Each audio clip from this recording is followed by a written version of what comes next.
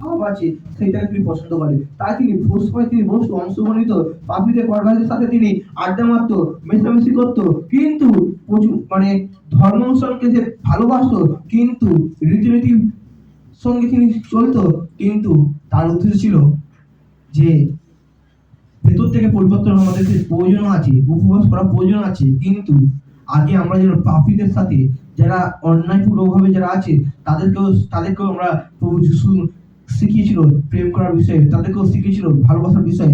এই জন্য প্রভু যিশু শিষ্যরা উপবাস করতো না। হালেলুয়া।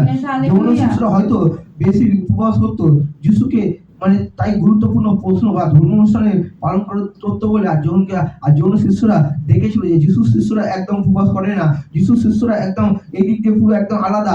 এই জন্য তারা দেখেছিল যিশু শিষ্যরা এমন কি শিক্ষা পেয়েছে, এমন কি বিষয় আছে তাদের জীবনে যে ওরা উপবাস করে না। এই জন্য যিশুকে প্রশ্ন করছিল। হালেলুয়া। কারণ প্রশ্ন আমাদেরও থাকে, যিশুর কাছে উত্তর অনেক আছে, কারণ যিশু তিনি উত্তর দিতে কি হবে আমরা দেখবো আমরা। হালেলুয়া।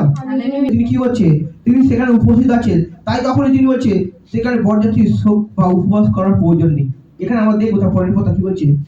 সেখানে বলছে যিশু তাদেরকে বলে, বর সঙ্গে থাকিলে কি বাসর ঘরের লোকে বিলাপ করিতে পারে? কারণ যিশু একজন বর হিসেবে দাবি করেছে। কারণ যারা আমরা দেখি যিশু বলছে যদি বর যদি সঙ্গে থাকে তাহলে বরযাত্রী শোক করে কি লাভ হবে?